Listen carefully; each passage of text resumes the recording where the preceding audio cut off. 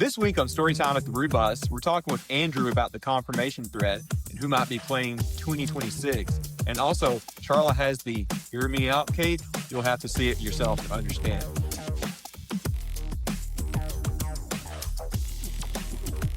Welcome to Storytime at the Rubus, a weekly podcast about Bonnaroo and other festivals. I'm your host, Sharla. It's Daniel, and hey guys, if you're watching on video, we're back in the bus again this week. I'm going to be transparent. I've been working an event this weekend. I was gone Saturday and Sunday. I got back and it's already starting to get dark, so here we are in our makeshift studio again. How you feeling, Sharla? You had a good week? Yeah, I had a pretty good week, just working a whole lot. I know you've been working. Yeah.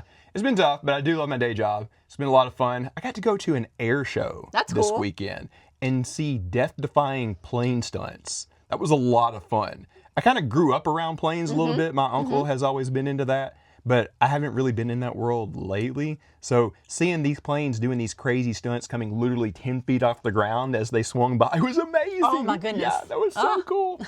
But yeah, it was worth it for that. I had a great time at the air show. What have you been up to? Oh, just everything, Daniel. I've been up to everything. Just getting ready for everything at work and so much stuff going on and getting ready to start up our totem season, really. Yeah. Speaking of which, if you're watching this shortly after release, we hope that you can come out this Thursday at Campus 805 here in Huntsville. We are holding an after party for the Sack Squat show. So as you probably know, he was supposed to play Roo. Unfortunately, that didn't happen. But he's playing a free show at Campus 805 this Thursday. And I'll put the details down here at the bottom if you're watching on video. And we have his blessing to host an after party over at Straight to L, one of Brooklyn's places. That's where Brooklyn works at. I don't know why I'm saying that. I was going to say that's one of her haunts, but she haunts over there even when she's not working. So that is accurate, I suppose. But if you go over there to the patio right after the Sack Squat show, we're going to have a small little thing for Totem, basically just to get together. We hope to see you there. So come out this Thursday to come hang out with us after we see the Sack Squatch, right? Yeah, it's going to be a lot of fun. We're going to have a live DJ and just learn more about Totem and spread what Totem is doing and spread the goodness and the awareness of Totem. Yeah. But for this episode, we have a really cool game that we're going to play, and we've got some other cool stuff coming up. Yeah, so we're going to talk with Andrew and maybe some of the crew that he works with for the Reddit confirmation thread here in just a little bit. Many of you know that has been the source to go to for the past couple of years if you want to see what is likely to headline and other artists that we're likely to have. They've got a pretty good track record. It's not always perfect, but it's pretty darn good. We're going to talk with Andrew and his guys about like how they put that whole thing together and what is possible and maybe even kind of hopefully likely for next year in 26. But to start us out, Sharla has something a little fun for us. So explain, please, while we have a cake in front of us. Okay, so you guys have heard of the Hear Me Out cake. So Hear Me Out cake is usually when you talk about someone who is maybe unconventionally attractive, but you would find them attractive. Would you say that's fair or accurate? I think that's fair. Give the best example you were talking about earlier. Okay, so the first one I ever saw was these girls on TikTok, and the girl made a cake and she put a little character in it, and it was, hear me out, the dad from Inside Out. I can see it. Yeah, I could definitely see it. Also, 10-10, for sure. I would say my hear me out when it comes to that is Tilda Swinton. Okay. You had to consider that one for a second. I saw one, it was a couple doing it, and it started with the man, and he put, hear me out, the number 8.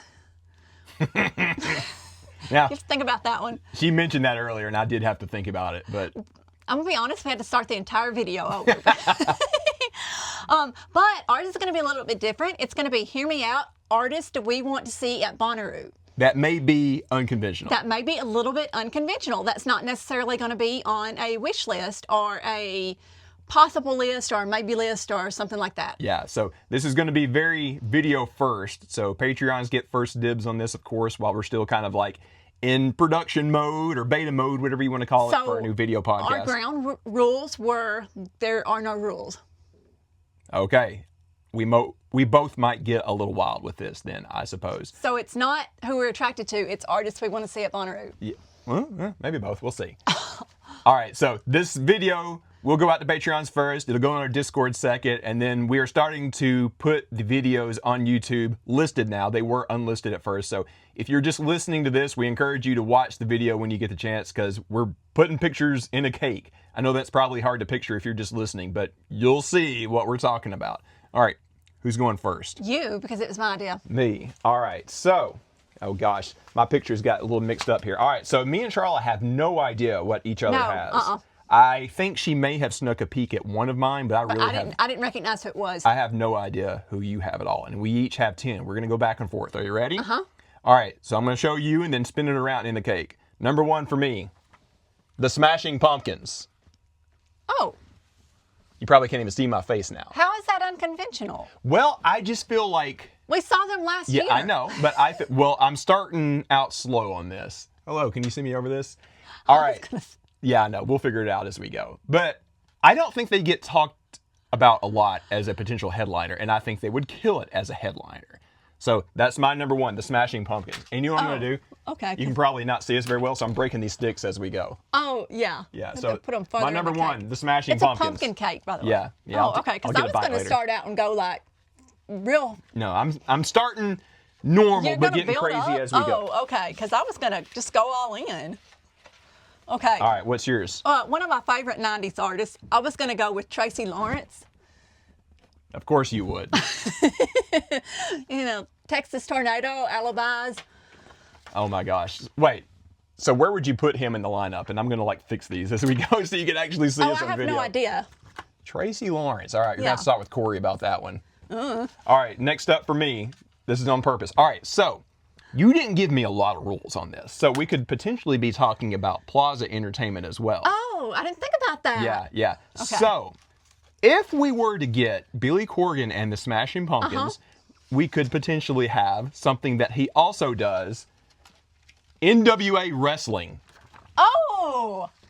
So Sharla and I went to a Smashing Pumpkins show a while back, and between shows, between the openers and the Smashing Pumpkins, you could go to a wrestling match. And I think that would be so fun to have out in the plazas. And that's his company, so if you were to get the Smashing Pumpkins, you could get the wrestlers. Yeah. Okay. All right, next up for you. Okay. Also from the 90s, they are actually being inducted into the Rock and Roll Hall of Fame this year. Oh my God. Salt and Pepper. That would be a great throwback act. Okay. I love it. I'm going to fix this for you. Yeah, no. Look at it. Look. I got the one with all three. I've got Salt, Pepper, and DJ Spinderella. You know the second thing that makes me think of? There's this famous SNL clip of Patrick Stewart introducing them. Ladies and gentlemen, Salt and Pepper! Next up for me, Skylar, this one's for you as well. Dr. Teeth and the Electric Mayhem from the Muppets. I think multiple people have asked for that. All right, so they were at Outside Lands some years ago. It is possible. I don't want to like tell people that Santa isn't real, but they have like a big platform that they're on, so the puppeteers are underneath it, and they literally play music. It's amazing. I would love to have them. You're up next. Okay. I think this person is, I lost them. Uh-oh.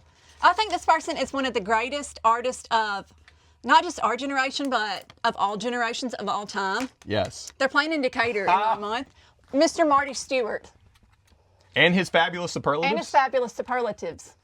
Well, he fell. No, we saw him play with Old Crow maybe 2 times, actually. I've never seen him. We saw him. Oh, we saw him? In Chattanooga at the Soldiers and Sailors Auditorium. Okay. He played with Old Crow.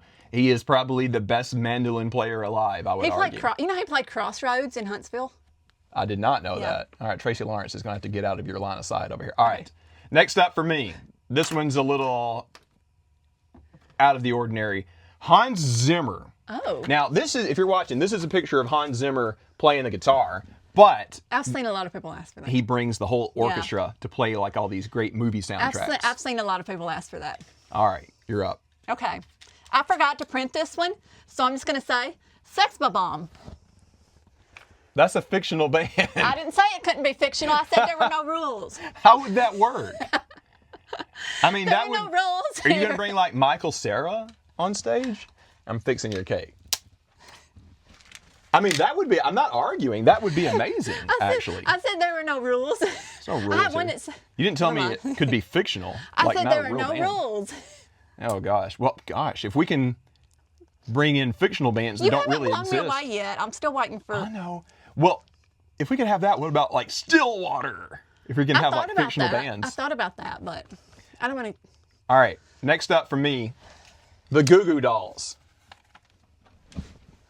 I have been begging for them to play for years. We saw them in Nashville about a month and a half ago. Blew me away. Amazing Yes, show. obviously. They have returned to complete cultural relevance this past summer for whatever reason. We were at Campus 805 that we were just talking about last night, and there was a cover band that played like a harder version of one of their songs. It's amazing. I would love to have them next year. Your Okay. turn. All right.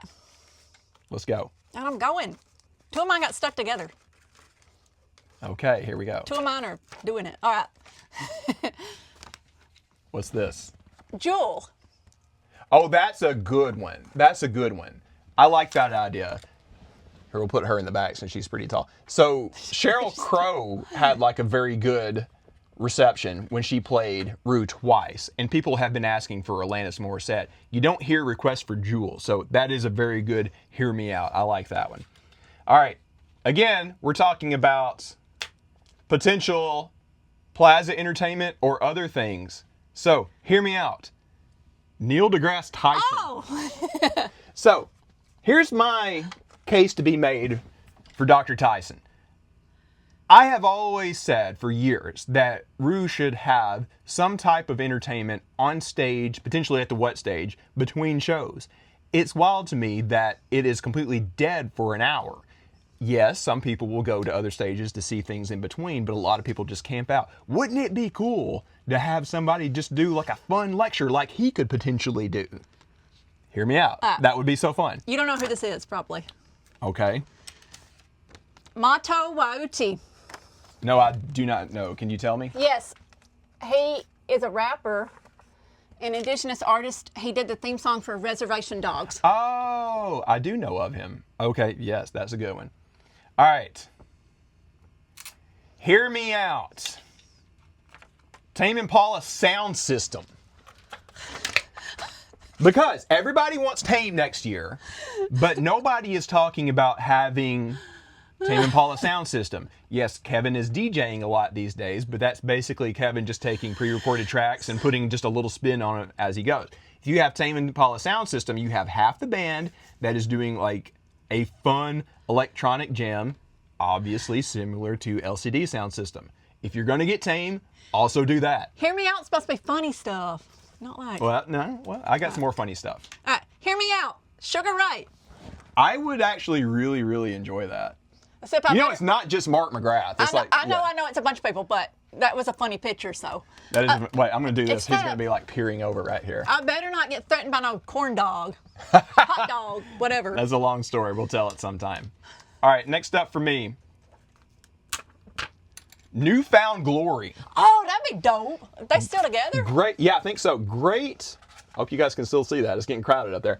Great early 2000s band. Great pop punk band. You don't hear a lot about them anymore. I would enjoy it. Okay. Nobody's gonna know who this is, but I'm hoping that Skylar knows who this is. Her second call out tonight. Nobody's gonna know who this is, but maybe Skylar does. CC Bloom. I do not know who that is. Tapping and singing her way into our hearts. Nobody's gonna know who that is, Okay. but I hope Skylar does. I will look her up. It's getting crowded up here. It's Sings the glory of love. starting to look like the Sgt. Pepper's cover up here, man. All right, last one from me. You probably knew this was coming. Creed. Wait, how did you? I have two more. I don't know. Okay. But that's just the way it happened. Creed. You know you want to see them. Yeah. It would we be all a do. jam. Look how crowded this is I getting. have two more. Creed would be the perfect throwback act to have on a tent. Well, they couldn't do a tent. They're pretty big. All right, somehow I have two more. All right. Hear me out. I've been holding this one in. Afro Man. That would be fun. Afro Man. Yeah. Do you hear about when his house got raided? No. That was crazy. Look it up. All right. My last one. Hear me out. We want some snacks in Centeroo. Snacks in Centeroo. Oh my God. Okay, you did have a very unconventional one. Look at this. This is getting ridiculous up here. Are we actually going to eat this cake as well? I mean, I might take a bite. I might take a bite, but no, it has turned into a complete cake. I don't know how you ended up having two at the end. I don't know. Whatever. I think you accidentally did an extra one. But no, I can see it. So out of mine, which would you most like to see? Ooh. Yeah. Neil deGrasse Tyson. Yeah. Wouldn't it be so fun That'd to be have fun. like a fun talk on stage in between shows? We kind of sort of did that years But ago. also Creed. Yeah, that would be fun. Out of yours, I think I'm going to say Sugar Ray. Like, I know that's a little cringy, but it would be so the point. fun. Yeah. I mean, point. I'm not going to throw any particular... Not Afro Man? I mean, that would be good too, but me personally, that would be such a fun throwback. Like, late 90s stuff is in vogue right now. Do you know how hard J-Bone would go if Afro Man was there? Too hard. He would become viral for the third year in a row. Oh my goodness. All right, I love the cake. This was a fantastic idea, Sharla. I think maybe we should do another version of this sometime. Okay. But we got to think this through. I would love to hear and potentially see whatever everybody else is hear me out for this. I'll ask Andrew when we interview him as well. Okay. All right, so speaking of that, why don't we go ahead and jump into that? We're going to talk to Andrew about the confirmation thread, and we'll be back with some other stuff here in just a bit. Hey everybody, I am happy to have Andrew back on. It feels like you were just on here, what, like 3 weeks ago or so? A little over a month, I think. I could be wrong. Yeah. Though. Before all Well- the Tame Impala stuff came out, though. Oh, well, we have a lot to talk about. We're going to get to the lineup thread here in just a little bit, but I have some questions for you first. I think anybody who has listened before may know that you are a rambling wreck. Were you on the field when they rushed it after the field goal the other day? I was, yeah, that was a good time. So, yes, Yeah. I had a good time Saturday seeing. Well, I grew up a South Carolina fan, so it was much more enjoyable to watch beat Clemson. So I was definitely on the field after that. Going to ask, how does that work out? You live over there growing up, and then you move to Atlanta. Like, how do you change allegiances like that? Well, I mean, South Carolina and Tech kind of share rivals. It's just like you kind of swap the primary rival for the secondary one. So I mean, I don't know.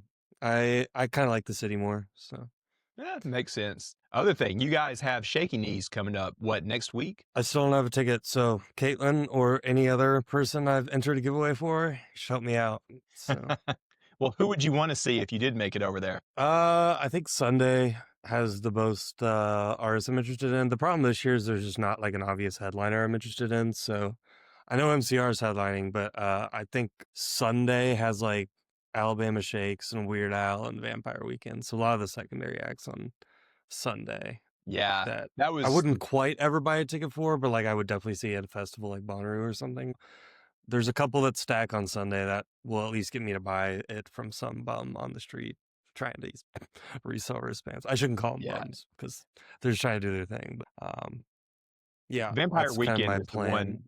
Vampire Weekend is the one I wanted to see, but Sunday is tricky for me because I'm saving my off days at the day job, and it would have been really difficult to get back after that. I had gone to Shaky on Saturday when I did it for one day, the last two times that I went, and I was very lucky that the lineup on those days were very good. You and I didn't know it until years after the fact, but we were in the same crowd, probably like 20 feet away from each other when Tame played Shaky, what, 2018, 19? Yeah. I was a little further in back to the right, I think, than you were, just because I was front row for them at the Asheville show 2 days prior, so I was mixing it up a little. But yeah, that was one of I think that was only my third Tame Impala show. So, Really? yep. Well, you and I were also at that State Farm Arena show together. I was like 2 rows back, and you were on the floor, right? Yeah, that's kind of part of a 3-way tie for my favorite Tame Impala show ever is that Atlanta one, just because I've been so deprived during COVID of live shows, and that was like the first big show I had seen. I had seen some smaller shows, after everything opened up, but that was the first like top 5 artist in like a big venue that I had seen. It did like the Half Full Glass of Wine. Yeah, They that had was some fun. other production quirks for that like first leg of the tour that they didn't have later on. So yeah, it was just a great show. I think my favorite was the Okeechobee show. You hooked me up with one of their crew that got me the set list. I have that framed in my house, so I still have you to thank for that. Yep. The other two, it's my favorite show I've seen in an arena for Tame Impala. the thing about Barricade for Tame Impala is it's very hit or miss. Like either the crowd around you is going to be great or it's going to be terrible because of everyone pushing on you. So yeah, I Well, I mean, hope you have good luck at this New York show you're going to. You never know what you're going to get up there. I do have a pit ticket for the Tuesday show. So like the second one, Ticketmaster was horrible last week. I Yeah, I heard. made it through the queue in time to get pit tickets, and it just didn't load the map. It loaded like a countdown timer instead. So, yeah, Ticketmaster effed me out of tickets for pit. So I bought one at face value through someone, and then I know someone else who has lower level the day before. So if I don't buy a resale pit ticket for that other day, I'll at least be pretty close up. So I talked to a number of people that got screwed over by Ticketmaster last week. At least you can take some solace in the fact that you're not alone on that. It's been a mess. yeah, I mean, I don't know. This is the first time I've kind of been bitter about the community because I saw some TikToks where people were like, I only know 3 songs, but I'm gonna be in the pit. I'm like, that's what kind of annoys me with Ticketmaster is not even like it. It's just like they just need to revamp like the verified fan aspect of that. Like if you've bought tickets to an artist more than 2 or 3 times, like you should automatically be in the front 10% of that queue. That's a good idea. I don't know.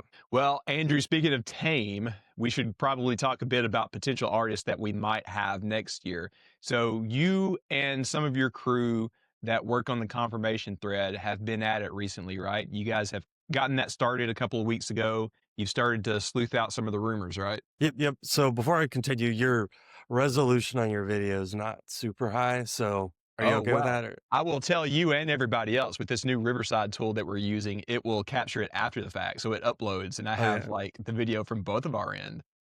Yeah, we're transparent here. I'll tell you and everybody how it works. But yeah, tell everybody a little bit about how the confirmation thread works. Like, how do you guys put it together? How do you kind of figure out what's possible for the next year? Sure. So, I mean, just kind of giving a general rundown first, like, and I'm not the only person who runs this. I don't have the time, especially this year, to run all of it. So, the big thing is kind of collecting enough info to get people above like the speculative tier. So, there's the likely and up is where it gets crazy, but like the plausible, the unlikely, and out have not really changed over the past couple of years to when it was just being run by Rimmered. So those are more just context clues, unless, we have a source. 90% of the artists in those categories is more just intuitive. Mm-hmm. If we notice someone's touring right now and is likely to be touring just based off of intuition for next year, they'll be in the plausible grouping. And then unlikely means they're hitting Nashville, maybe 3 to 4 months outside of Rue, to where it's like right on that border of radius clause, which would make them unlikely. But like theoretically, if they wanted them bad enough, Bonnaroo could still book them. And then out is usually like a bigger artist that is within radius, or they're in Europe. And that's a big thing I'm going to get to in a second, around or during Rue, where the routing itself just doesn't make any sense for them to actually be booked. Yeah. So I feel like that's kind of that's something we should expand on a little bit, routing, because a lot of people will look and see that, hey, an artist is touring next year. Surely Bonnaroo is trying to book them, but routing doesn't always make that possible because they may be touring, but they may have a run of dates on the West Coast during Bonnaroo, and it's not so easy for them to come to the farm. Yeah, I mean, Ariana Grande was an artist that was pushing it in terms of size. I kind of thought like this might be their last chance to book her before she gets to be too big, so she could be like the far and away biggest artist they book. She has some West Coast dates that makes the routing too illogical. I don't even know if we've updated the thread with those yet, but yeah, she was an artist that I was kind of thinking like if they're ever going to be able to book her, like this is kind of their last chance. And she, she's an instance where it's not even a European conflict. It's just, the run of dates, the couple dates that are during Bonnaroo that she has open are like between an LA date and like a San Diego date. And so to truck all that across just to go back doesn't make sense. Now, it's a little bit different with someone like King Gizzard last year where, yeah, they were in Europe, but it was also the end of a leg of a tour to where it's unlikely they would fly across to come play Bonnaroo, but, they don't have any dates afterwards. So they're kind of just like splitting a leg without much incentive. So, Bonnaroo would have to make it up, but they could theoretically book them without their management team just being like, no, that's too logistically illogical for us to do. So usually in that case, they would just want more money or something. But Yeah. yeah. So, like, what are the other factors that you're looking at when you're kind of putting artists into these different tiers of like likely, possible, unlikely? Is there anything else that kind of plays into the equation? Yeah, so that was kind of the bottom half. The first level above plausible is speculative. And I think reasonably likely is the other tag we use on there. We should probably know how we You're putting this thing somewhat together, you likely. should know. I know. Somewhat likely is / speculative. That one is one that, kind of going back to routing, would make a lot of sense for them to kind of loop Bonnaroo in. I think last year Queens of the Stone Age was the very obvious one there. So, I think they had a date in like Ohio and then Missouri with like a day before and after Bonnaroo opened. And it's like, well, you would probably go at least through Kentucky, if not Tennessee, to get to those cities anyway. And there's like an extra date for an extra show that you would put in. It seems like a weird thing to leave 3 days open for. If Bonner's just kind of like in between two cities and there's timing that would allow for it, that's when you get put in at least speculative, if not like a reasonably likely. But generally to get like above that level, so for like reasonably likely, if we're getting multiple people that we've never heard from before that are saying something about a decently sized artist that doesn't seem like they're just trying to get free PR, then we'll throw them in reasonably likely. Or someone that we have had contact with before, we'll also throw them in reasonably likely for. There are just some burner accounts that like do message the account occasionally that we've grown to trust, and if they say something, that'll pretty much automatically put them in reasonably likely, even if 10 or 20% of the artists they give us end up not being booked. 80% is a pretty good batting average. So I always wonder if these accounts that are passing information to you may be like some type of insider person. And I don't mean that in the context of like the festival or somebody like that. I always think the metaphor of like Apple leaking information to the Wall Street Journal like a week ahead of like an iPhone announcement or something. It's like, yeah, it's kind of free marketing for them. It's not the end of the world if the fans know a handful of the bands that are going to play even before the Rue clues drop, I kind of frankly do think the majority of the tips we get are coming from somewhat. Well, I don't want to say anything too You almost specific. said something. I know what you were going to say. Yeah. Well, all right. This gives everybody a good explanation of how it works. Yeah, I cut you off there before you said something. This gives everybody a good explanation of how you guys sleuth this stuff out. So let's get into some of the information that I know everybody is curious about for this year. We've got a couple of months before, at the very least, Rue clues. Is there anything that you're seeing that you're feeling like, yeah, this is probably going to happen next year? Yeah, I mean, it's still so early. I know, obviously, we haven't gotten any Rue clues yet. Yeah, I mean, I just haven't seen anyone that's like so obvious.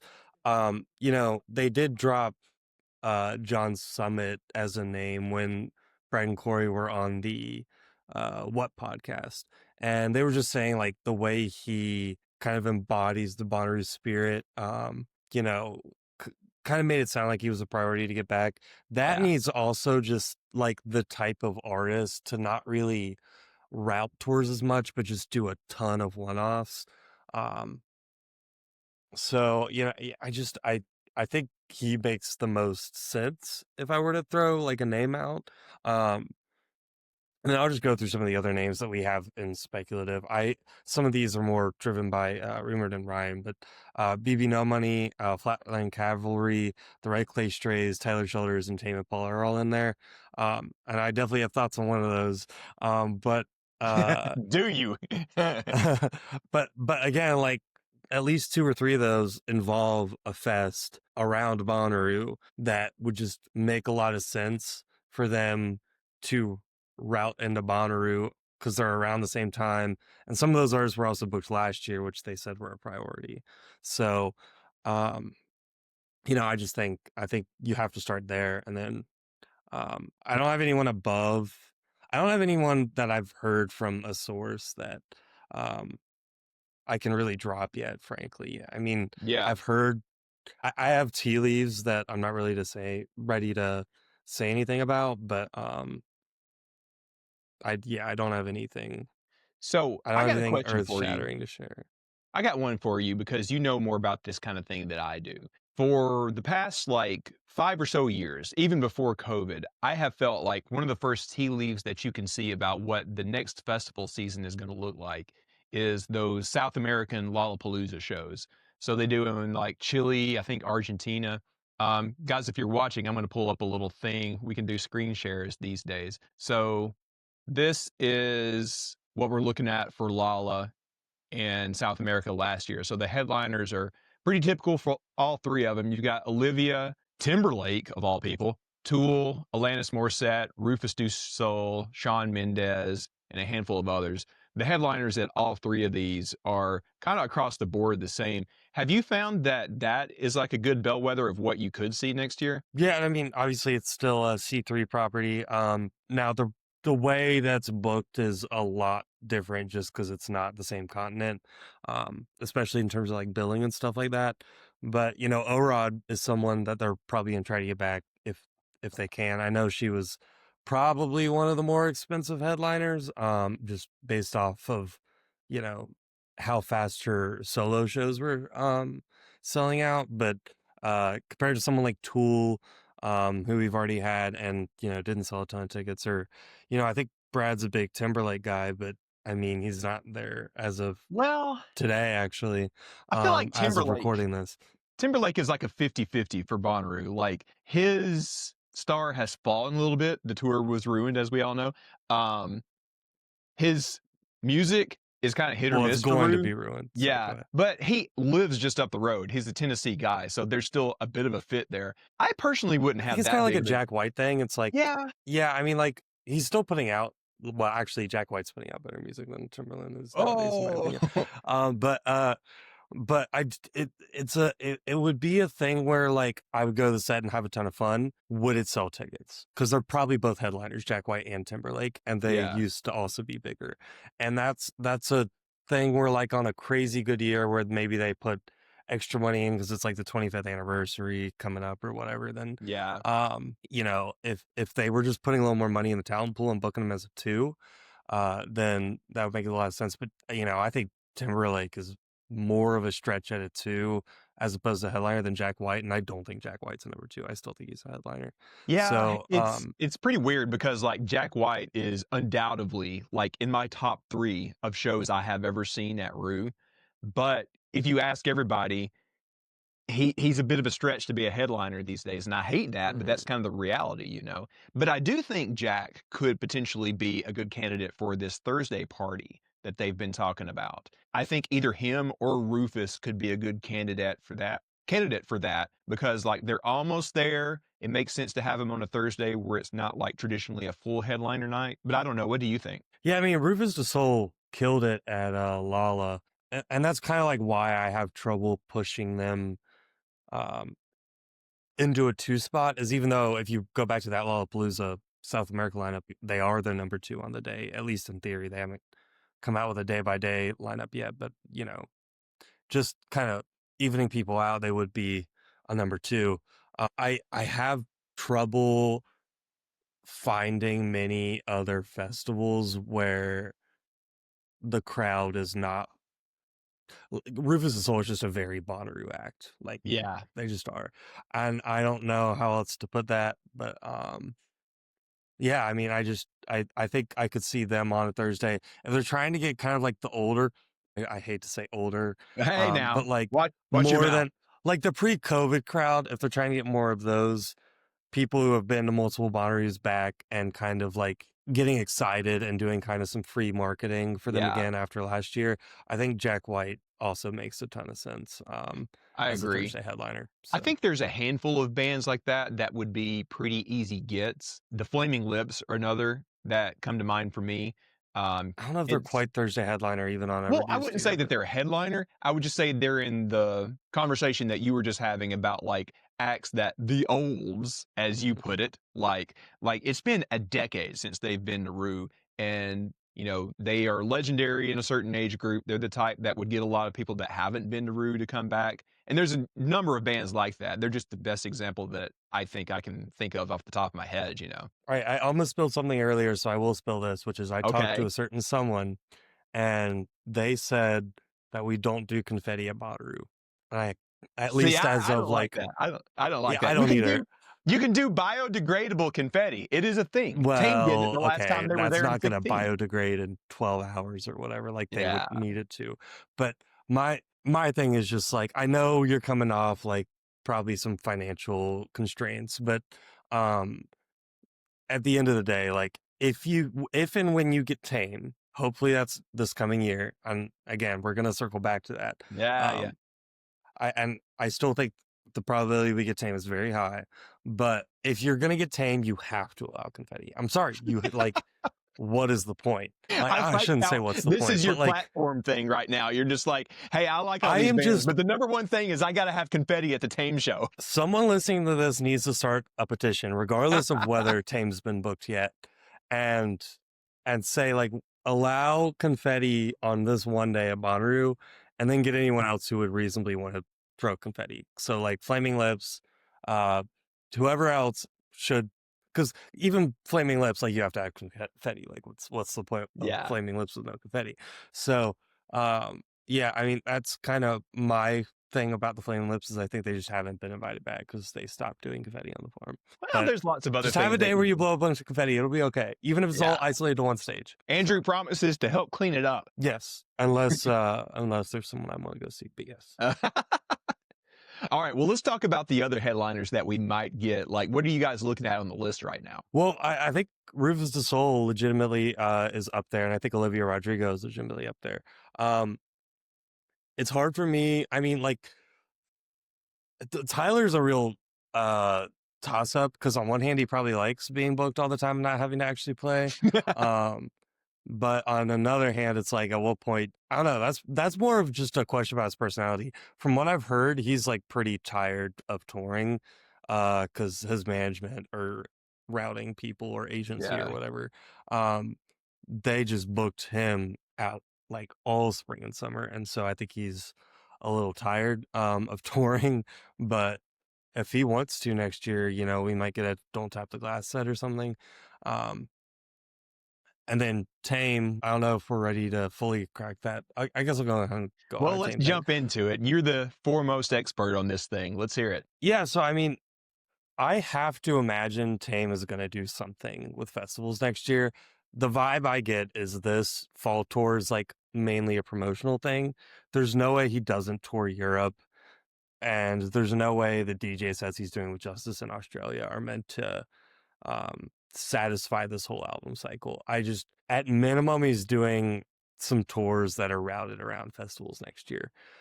The concern I have, and this is true with every artist, is will they prioritize Bonnaroo over some European festival routing? That I don't know. Like if they get a Gov Ball offer and they get a, Bonnaroo offer and they get some other random offer, maybe that's enough to dissuade them from doing a European leg. But if they're doing a European leg, then, Primavera, I know Glastonbury has a fallow year, but there's still like Download Fest. There's a bunch of fests that could afford Tame Impala that you have to worry about. Glastonbury being off this year change the equation for like a big artist like that staying over in Europe? Like, are they more prone to stay in the States? Well, so a couple years ago, I think it was 2022, Tame Impala played Forecastle and Hangout. Oh, yeah. And I was at that then- Forecastle show. Yeah. They did like 4 or 5 US dates, and then they split the leg, went over to Europe for the back half of it. I don't think it was Glastonbury, but they did some other festivals. Maybe it was even Primavera. I can't I remember. don't know. I'd have to double check. But they did some European festivals on the back half of the leg. And then they actually came back to the US to do a private gig, but that's a whole different thing. I don't think that really plays into it. Yeah, how But- much did you pay for that one, Andrew? Yeah, no. Yeah, I wish I had. God, I don't know what it would cost to get a. Well, private gig, but We need to let's raise $1 just million. assume it's over $1 million. Yeah, we and need to start we need to fundraising. raise that $1 million to have Tame Impala Sound System play the Wednesday party. Yeah, I mean, if someone in the Bonnaroo community just won the Powerball, let me know, and I'll even sign an NDA just to make it happen. But, yeah, no, I mean, I do think,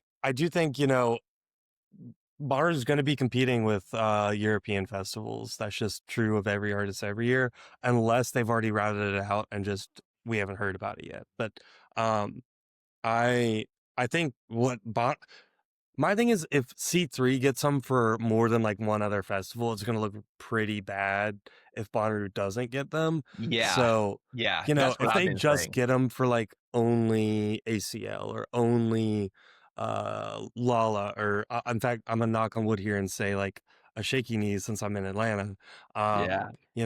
There's a lot of C3 festivals. I could see like a one-off, and people not losing their mind.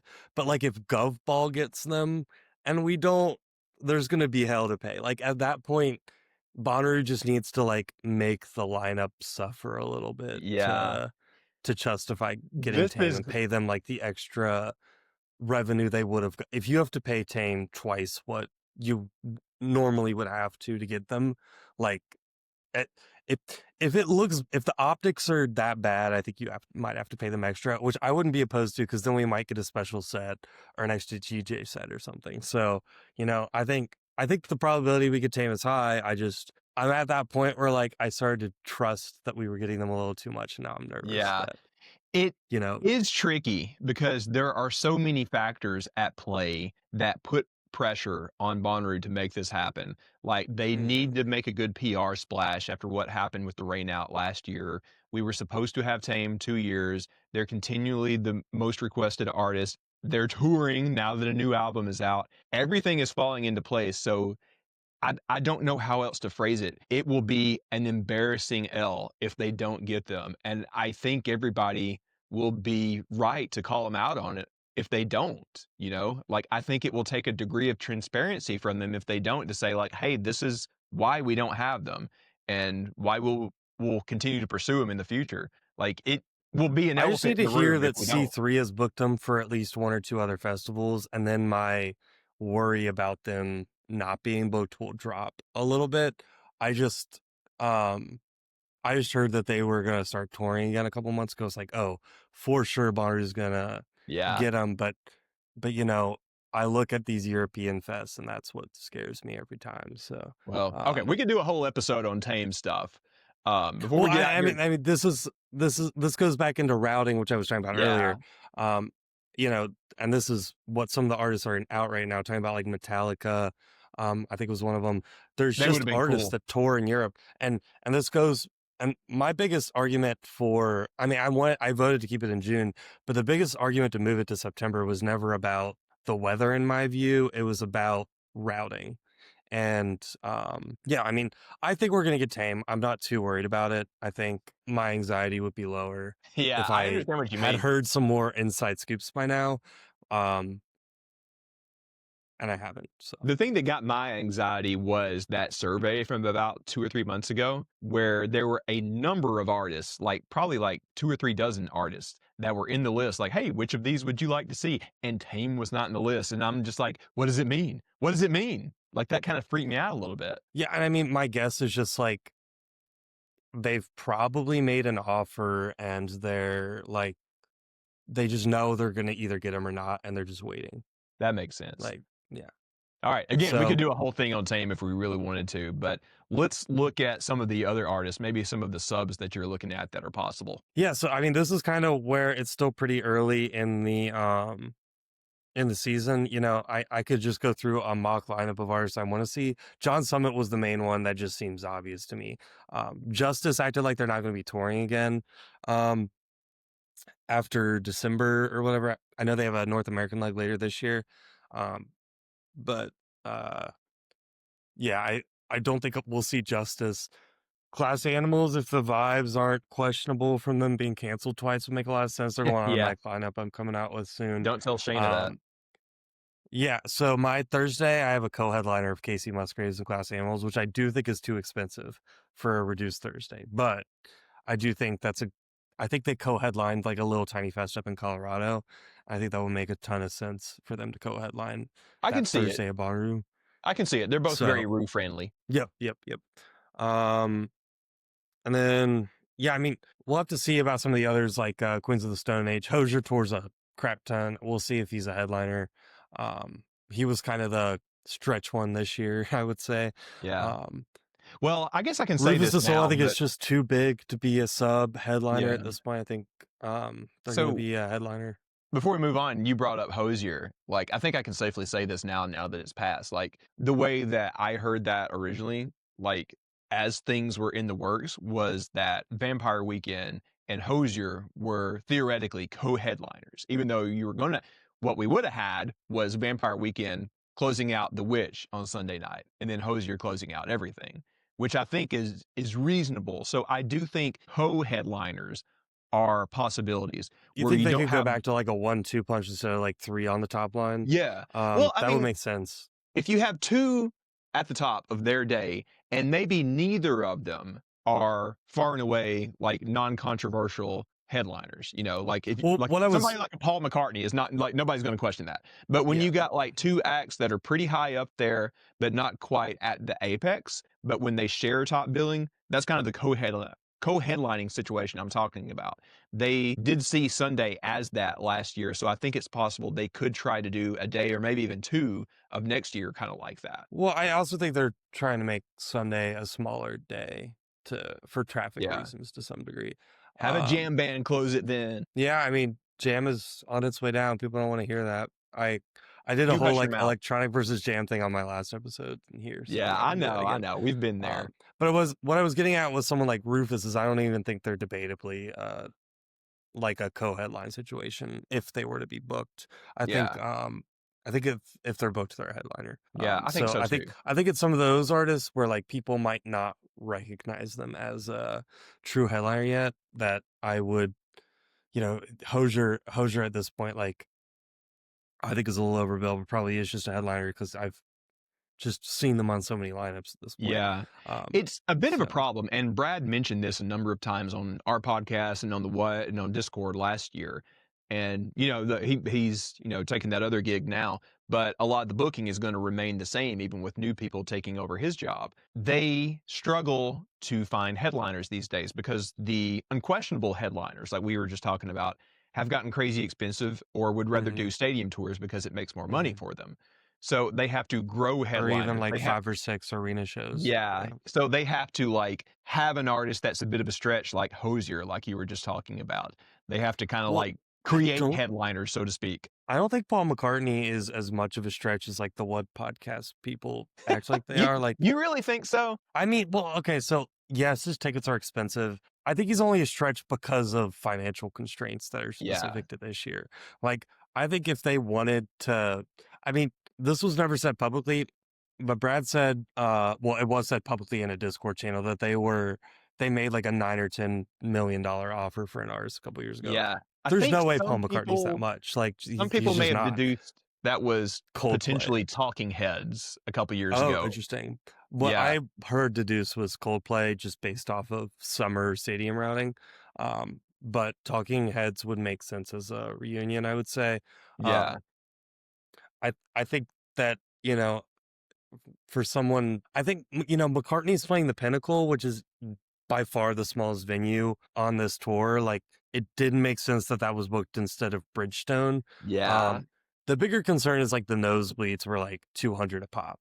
And I think those were for like non-platinum tickets. And you multiply that by 10,000 and suddenly you're over some of the bigger like headliner booking estimates that I've seen. So Wait, so I've got a hypothetical for you.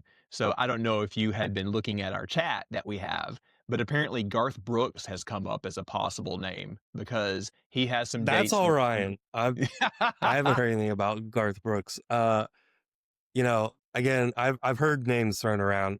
This is just too early for me to like know anyone who's been booked. The reason I keep talking about like Tame and like Rufus is just because I really want to see him there. Like, Well, yeah. I our first like rumor episode last year was basically a mock wish list, and this is basically like the tail end of that kind of season. Like, I'm kind of just talking out of my ass right now if I'm allowed to curse. I'm going to blow smoke. You could get into this industry if you wanted to. You've been paying close attention to this stuff for a couple of years now. You have been involved with a lot of industry people. You have become an industry person along with Maddie by putting together the Wednesday lineup. So I will not let you undersell yourself, sir. You do know what you're talking about. I mean, I do have like connections, but how many of those are like burner Reddit DMs? Like, I only know a handful of people that. Well, that just means somebody wants you to know this stuff. Well, sure. Yeah, that's fine. Now, but Andrew, I got one last question for you as we wrap up. So the segment before this that you haven't seen yet, me and Sharla did a number of hear me out artists. So similar to like kind of the meme that you may have heard, people be like, hey, hear me out. This person is hot. We were like, hey, hear me out. This is a wild, crazy band that I would like to see that I think would fit very well. So examples of some of mine were like the Goo Goo Dolls, or Creed or somebody like that. Can you think of an artist like that you would like to see where you have to be like, hey, hear me out. I'm going to argue for this. I think the stubborn ones for me that would not be easy bookings or like maybe fit the type of artist that Rue is going for are like random bands that are on obscure labels or have like a weird agent or something like that. Except for one named Tame Impala. Hear me out. You should book them regardless of how much they cost. Wow. Wow. Okay. No, I mean, I think like Todd Thierry, I kept bringing up last year. He played a random festival in like Chicago, like 2 weeks after Rue for the first time in a year and a half. He'll play a US Fest every year or two. That's one. Just throw it out there. I mean, you're not gonna like do it as a favor for any agent, but I just really want to see him. And he tends to only do festivals. So he did Portola and a random Chicago festival I already forgot the name of, but book him. Yeah. I'm really into Black Moss Super Rainbow right now, so I'm gonna throw that one out there. I like them too, yeah. Yeah, visually, they're doing like 300 cap venues. In fact, they're playing the same venue as Confidence Man played in Atlanta. They have like 2 layers of visuals. It is one of the craziest shows that like you'll ever see, and they're very it would go so crazy in like a late night tent set, like not the main tent set, but like the latest tent set there like is 3 a.m. Yeah, put them in like a 3 a.m. tent slot, and because they have not only like an LED screen in the back, but then in front of that they have like a projector screen, and they like layer the visuals on top. It's so cool. Anyway, if we're gonna do that, and if we do get Tame next year, you have to create the lane, as Barry always talks about in the What podcast. So stuff like that, Flaming Lips, Psychedelic Porn Crumpets, Pond, like just have like 2 full days of the psych rock like me and you love. Like, I feel like maybe it wouldn't sell all the tickets, but it would sell a good chunk of tickets. Yeah, I mean, I think, with Tame, especially, like just that's kind of where I'm going with my mock is just like supporting them. So like either have LCD or Flaming Lips be late night in my opinion, because having like LCD swap kind of places with Tame compared to 2016, because this is gonna be kind of like the 10th anniversary of that. LCD was the headliner. Now they could be like the number 2 or 3 on the day, and be in the late night slot, and Tame could be the headliner. I think that would be like a really cool like throwback. You should have been there that Friday night in 2016, man. You would have had the best night of your life too, yeah. Yeah, I know.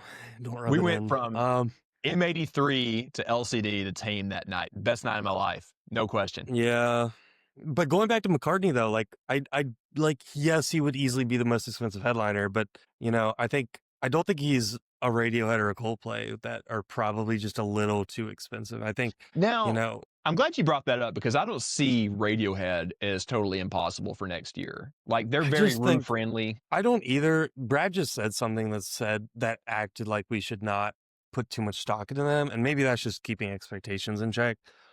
But his thing was more like we have the money to do it, but will we get the return on investment? And if it's in the midst of a stadium tour, they might not feel like they could. just because it does seem like they're the type of artists to not really like do a couple one-off dates. And I Yeah. should throw out some other artists that are definitely way too expensive. Like, do not count on Oasis being there. Lady Gaga is probably just a little too expensive as much as I want to see her. Like, once you get those multiple arena dates, that's where it gets a little questionable. But I do think it's at least possible.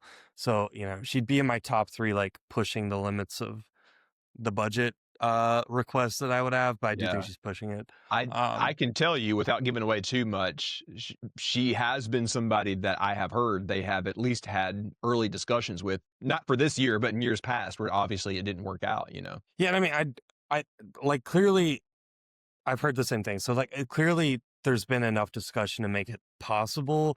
And with all these dates being added on, maybe she just wants to tour for a couple years and isn't doing stadiums because she wants to just perform more. And in that case, maybe her booking rate drops a little bit. I don't think it's impossible. I think she would easily be the biggest headliner.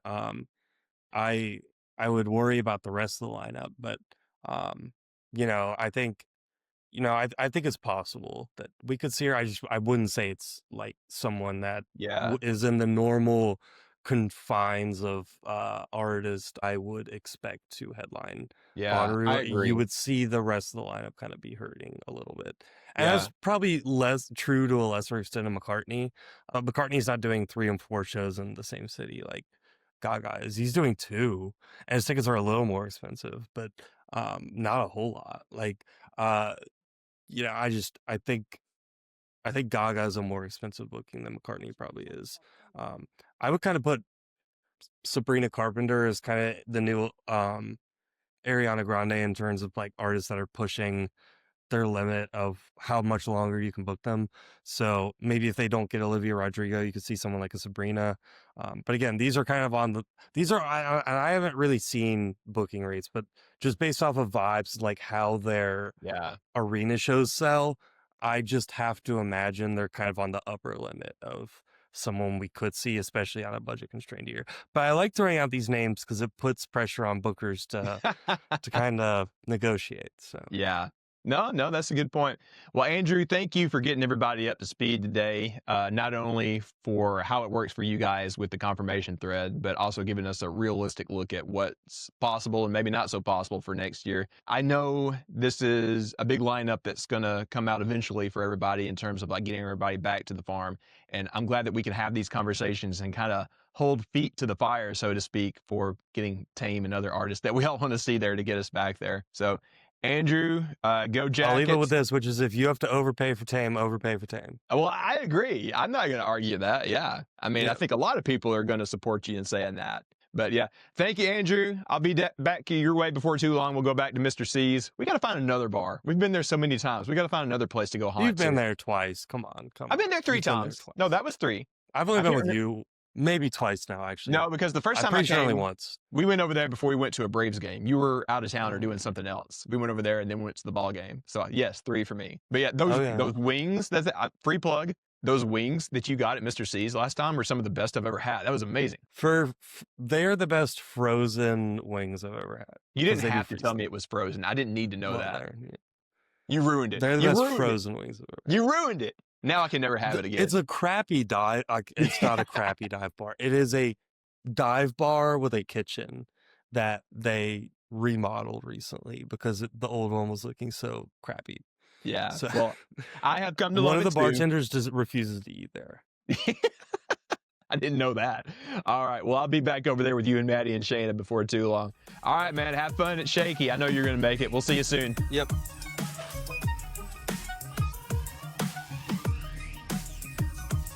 All right, thank you guys. All right, so again, we don't know for sure who is going to be there. Just kind of wanted to get a good idea, so do pay attention to that thread on Reddit. What else has been happening on Reddit? You're more active than me as a moderator. Has it been kind of slow recently? Right now it is our slow season. It's just mostly right now people starting to talk about who they want to see next year. Oh, well, I'm glad we can be here to help out with that, I suppose. All right, so Sharla, we should go ahead and thank our Patreons. A lot has been going on recently. Thank you to everybody for your help with everything that we're doing with Totem. We're starting to slowly crank things back up. So as you heard, we're going to have that event in Huntsville this week. I have heard that Perhaps we'll be having events in New York and Atlanta before too long, so we hope we can see you out, hang out with other Ruvians, kind of hear about what we're doing with Totem, and find out what you can do to help out. But the people who have really been helping out are our Patreons. Do you want to list them, Sharla? Olivia, Claire, Flossie and Benji, John, Lexi, Danny, Lisa, Butter, Crew, Nick, Delaney, John with the Texas Roo Crew, Brady, I Am Rave Dad, Courtney, Casey with the Texas Roo Crew, Christy, Charmel, Jums, David and Aurora, String Bean, Zach and Jeremy, Amber, Andrea, JB, Sam, Austin, James, Hygiene Queen, Chris and Shy, Dan, Ernst, Harris, Keith, Casey, Andrew, Nick, Maddie, Bruce, Andrew, Kent, Randy, Madison, Bosco, Eric and Ben, Evan, Chloe, and Sean. Thank you, everyone. Of course, as always, you can find us at patreon.com/Rubus, and you can learn more about Totem at totemfnd.org. I couldn't help but notice that you ran through those a lot quicker than usual. Now I know how to pronounce all the names. Yeah, well, we have been going through those. We have had some new people on in the past couple of months. Thank you very much. I hope that scrolly thing is still working correctly. We want to make sure that your name is on video as well. Hey, one last thing I want to talk with everybody about.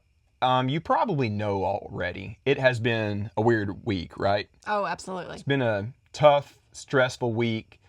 There has been some stuff happening in the country that is making it very stressful for a lot of people for a lot of different reasons. And I want to talk for a minute about what it means to get out there and radiate positivity. We always say that at the end of every show. I want to preface that by saying something that is a little transparent. So Sharla and I, obviously, as you may have heard, live in North Alabama. Huntsville's a little different, but otherwise, this is Alabama. I need not say more. We don't exactly fit in everywhere around here. Sometimes it's a little tough for me when I go into places and I know that the stuff that is important to me isn't as important to others. Right. It gets a little stressful, feeling like you're isolated or whatever. It is super helpful to have our Roo community where we can talk comfortably amongst one another. But I also feel like it's really important to have your offline community. Obviously, we're offline when we're in person. Many of us are in the same cities and see each other routinely. But in large part, a lot of us that are in the Roo community talk online throughout the year. The Reddit, for example, Discords, things like that. I feel like it's important to be involved in your community. I personally am going to try to make an effort to not feel withdrawn when I'm in those situations like I talked about. I'm going to try to see how I can connect with people even if I don't feel like there's a lot that we share common ground on. You know what I'm saying? Right, I agree. And it's tough. A lot of us in this age range, if you're watching this, you probably are within the age range. Me and Charles are on the older side these days, but that's okay. Let's just say college age to our age is the range of people that are watching this going to Bonnaroo. We've been through a lot.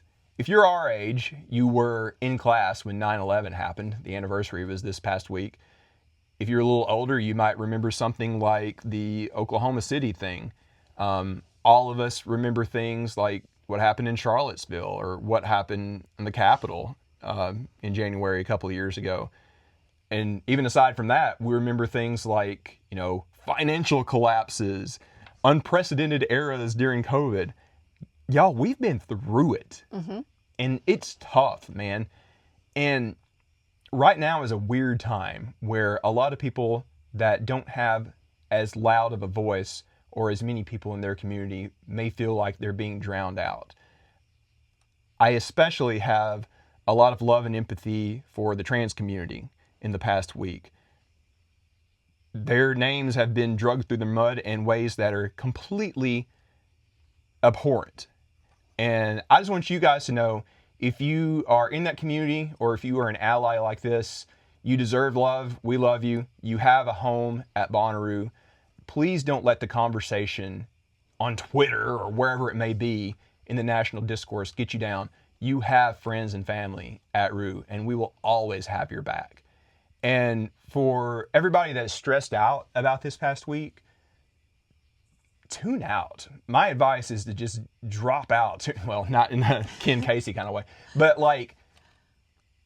put all your social media on silent. Get out of that. Talk to your friends in your community. Go out and have fun with them. Go to safe places like these Rue Discords and stuff like that. Talk with people that you know are your friends and family, but also connect with people in your community. It's tough, given what we all have gone through, what the country is going through, to feel like we are so isolated from one another. So I encourage everybody, as we say every week, to get out there and radiate positivity for others. This is my homework for you. Try to connect with somebody in the next week or two that you wouldn't have otherwise. See what you have common ground about. Maybe it's a band. Maybe it's a TV show. Maybe it's like Dungeons and Dragons. I'm looking at you, JB. All kind of different things. There's more I could say, but I'm going to choose not to. It's been a tough week. It's been stressful. But we all have each other in this Rue community. Let's expand it. Even the people who don't want to go to Bonnaroo, if they're not big on camping. Like, the feeling that we have every June could be every day if we choose for it to be. I know it's tough, especially when you are in a situation where not everybody shares your same values, but it still can be done. And I feel like we've got to do more of that to expand how we feel about one another to the rest of our actual communities, not just the online communities. I hope I'm not ranting. Do you have any thoughts on all that? I think you summed it up perfectly, Daniel. Yeah. Sharla just drank half of the beatbox. So I really wanted to get your thoughts on I've only taken like 2 sips of this beatbox, honestly. All right. But yeah, that's pretty much what I wanted to say. Again, if this past week has stressed you out, if you feel isolated, you have a home with everybody that you know at Rue. And again, my homework for each of you, try to connect with somebody that you might not normally have. Find out what you have in common, whether it be a band, video game, show, movie, whatever. It can be done. I'm going to do it too. We'll report back. I want to hear your comments on it as well. Anyways, that's it for this week, right? Mm-hmm. Thank you to Andrew and everybody working on the confirmation thread. Thank you to you for putting this whole ridiculous cake thing together. Yes. Thank you to our Patreons for supporting us as we kind of expand into video and everything. And again, I hope to see you out at Campus 805 this Thursday if you're in the Huntsville area. We're going to have our totem meetup right after Sack Squatch is done. It's going to be a grand old time. Hope to see you there. So again, I hope this means a little something extra this week. Get out there and radiate positivity. We'll see you soon. Bye.